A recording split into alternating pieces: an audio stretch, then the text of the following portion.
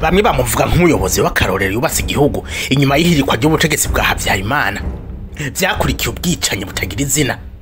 Abandi bakamwita umunyagitugu, aho batavuga rumwe nawe atajambo afise muri iki gihugu. Uyu mugabo yagirizwe uruhare runini yagize mu mabi yakozwe mu ntambara ya kabiri ya Congo mu guha ibigwanisho umugwi w'abagwanya leta ya Kinshasa CNDP gushika mu mwaka wa 2009. Paul Kagame umukuru w'igihugu c'u Rwanda kuva mu mwaka wa 2000, imyaka 25 iraheze ariwo yica gakiza muri kino gihugu c'imisozi igihumbi. Hampande y'ubuhangange n'igitinyira afise muri iki gihugu c'u Rwanda ashaka noneho kugira kure cible principale la République démocratique du Congo. Bibaye ngombwa no mu Burundi agashikayo nkuko umukuru w'igihugu c'u Burundi Evariste Ndayishimiye yarayabitangaje. Je sais qu'il va arriver même au Burundi parce qu'il est en train d'entretenir des jeunes réfugiés. Il les arme. Maintenant, il est en train de les aguerrir dans la guerre du Congo. Un jour, il va venir au Burundi. Nous n'allons pas accepter, la guerre sera généralisée. Nous savons son plan. C'est qu'il est en train de préparer quelque chose contre le Burundi. Uyu mugabo Kagame ninde? Reka dusubire muri kahise. Turaba uyu mugabo yaturutse kuko nyene nkuko avyivugira usanga benshi batamuzi. Nariko jewe mubwira muzaho naturutse. Paul Kagame yavutse ku munsi wa 23 ukwezi kwa Gitugutu mu mwaka w'1957. Avukira hitwa Tambwe mu karere ka Ruhago mu bumanuko bw'igihugu c'u Rwanda, ariko ico gihe cyari kigifatanye n'u Burundi citwa Rwanda Urundi. Yavutse kuri Saint Deogracias Rutagambwa, yava mu muryango w'Abega na nyina Siteri y'Abisinda. Yari umuvyara w'umwamikazi Roseline, umwamikazi w'umwami Mutara wa gatatu. Uwo muryango wa Rutagambwa warubayeho mu buzima taco bubaye kuko uretse ko se wa Kagame yari umugabo w'umurondezi. Imigenderanire bari bafitaniye n'ubwami bwa Mutara vyatuma baronka umutekano hagije. Ababirigi bamaze gushika mu Rwanda Urundi bacanishijemwo Abarundi n'Abanyarwanda mu kubagabura mu migwi ibiri, bamwe baba Bahutu abandi baba Batutsi. Twese turabizi ko kugabura Abarundi n'Abanyarwanda mu bwoko bw'Abahutu n'Abatutsi vyazanye umuvumo ku bihugu vyacu, n'ubu tukaba tukiri mu ngaruka za y'amacakubiri.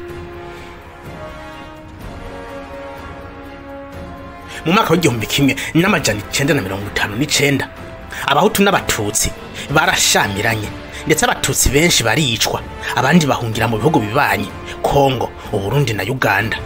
Muri iki gihe umuryango wa Rutagambwa wahungiye muri Uganda. Ico gihe Paul Kagame yari afise imyaka 2 gusa. Paul yakuriye mu nkambi ya Nshungarezi ndetse atangura amashuri y'intango hafi y'iyi nkambi nyene. Ubuzima bwo mu nkambi ntibwari bworoshe, ariko Paul Kagame ntivyamubujije kuguma aba mu bambere mu ishuri. Biravugwa ko yaronka amanota menshi gushika habaye ikintu cadurumbanije ubuzima bwiwe, urupfu rwa se wiwe mu myaka y'1970. Paul Kagame yatanguye gusubira inyuma mu ishuri, ariko yarabandanije gushika aronse urupapuro rw'umutsindo akuye muri kaminuza ya Makerere.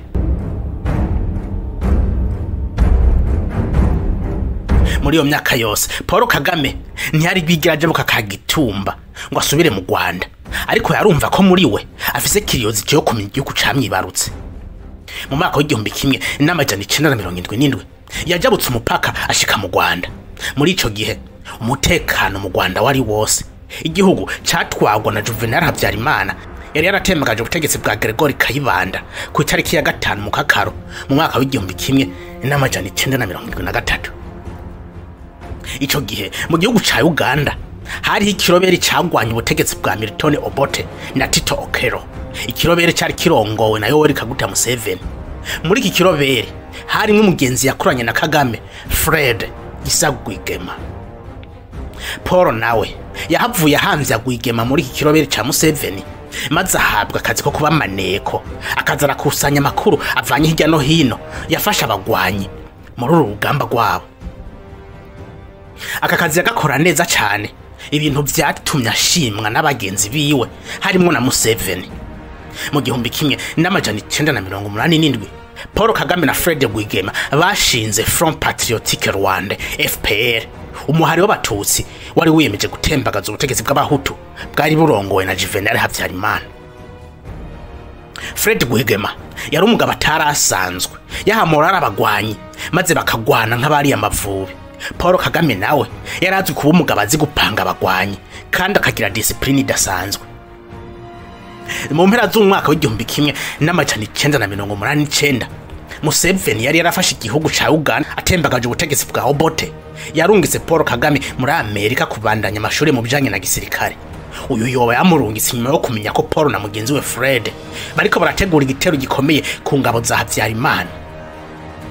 Ariko nubundi ukugenda kwa Kagame ntivyabujije ko FPR yinjira mu Rwanda.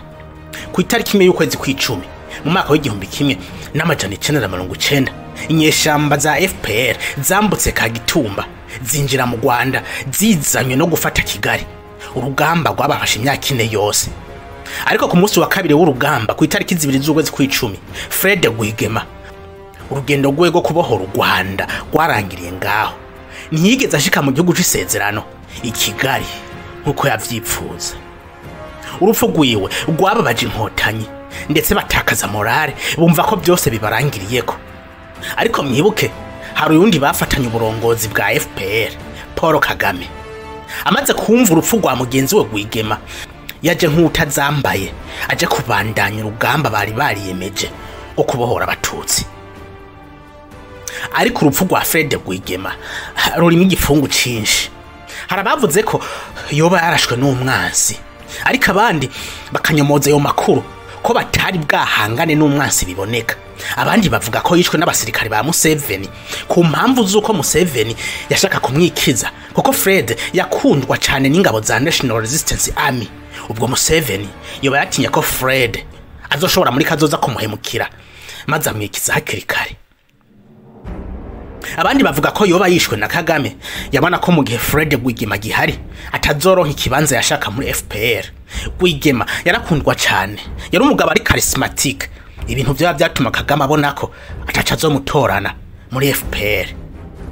Ariko hari n'iyindi hypothèse ivuga ko Fred yoba yari yahuye, kuko mu migwa ya kera y'abanyarwanda ngo kugira mutsinde urugamba ubuserukira abagwanyi yategereza kumena amaraso yiwe ku butaka bw'umwansi. Ico kikabi kimaze gikomeye gituma urugamba mu rutsinda mu mwanya muto. Fred rero ngo yaritanze kugira bene wabo b'abatutsi babohogwe nkuko byaje kugenda. Paul Kagame amaze kugaruka yahitiye ku burongozi bwa FPR, yongera guhamura abasirikare, urugamba rurabandanya. Ku itariki 4 z'ukwezi k'umunani umwaka w'igihumbi kimwe n'amajana 1993 yarusha muri Tanzania hasinywa amasezerano yo guhagarika intambara no kugabangana ubutegetsi. Ariko ibi ntaco byatanze kuko urupfu rwa Juvenal Habyarimana rwahinduye byose. Ku itariki 6 z'ukwezi kwa kane umwaka w'igihumbi kimwe n'amajana 1994 indege yarimwo Juvenal Habyarimana na Perezida w'u Burundi Cyprien Ntaryamira yarakorowe hejuru y'ikibuga c'indege ca Kanombe. Ibi byatanguje ubwicanyi ndenga kamere, aho abahutu bagiriza abatutsi ko ari bo bishe Habyarimana. Ku rundi ruhande abatutsi bakagiriza abahutu ko ari bo bishe Habyarimana kugira baronke ubwitwazo wo gutanguza genocide ku bwoko bw'abatutsi yari imaze iminsi ikirategurwa. Kuva kuri uwo mugoroba wa 6 ndamukiza izuba ryararenze mu gihugu cose, aho ryongeye kugaruka inyuma y'amezi 3 mu kwezi kwa Mukakara. Muri amezi 3 yose u Rwanda rwari mu mwijima, hameneka amaraso y'inzira karengane, babatsiza ubwoko bahawe batagishijwe inama. Ku itariki 8 z'ukwezi kwa kane Theodore Sindikubwabo yafashe uburongozi. FPR niyemeye iyo guverinoma nshasha ya Sindikubwabo, bakajije ibitero ndetse mu minsi mike Kigali birafashwe. Igihugu cose kimaze gufatwa na FPR, Pasteur Bizimungu yagenye kuba umukuru w'igihugu w'imfata kibanza, nayo Paul Kagame abicegera ciwe. Nubwo Pasteur Bizimungu ari umukuru w'igihugu, ubutegetsi n'ubuhangange byari bya Kagame. Mu mwaka w'igihumbi kimwe n'amajana 1995 impunzi z'abatutsi zari zarahunze kera zatanguye guhunguka. Bamwe bwari ubwa mbere bahonyoje ikirenge muri ico gihugu c'u Rwanda. Ku rundi ruhande abahutu bariko barahunga, maze kuba nko kubisanya, abahutu basohoka abatutsi nabo binjira. mu mwaka wa 2000 Pasteur Bizimungu yatanze imihoho maze Kagame yimikwa kuba umukuru w'igihugu cy'u Rwanda ku itariki 22 z'ukwezi kwa kane mu mwaka wa 2000. Nubu aracana umukuru w'igihugu inyuma y'amatora menshi yagiye araba maze akayatsinda ku bice birenga 99%.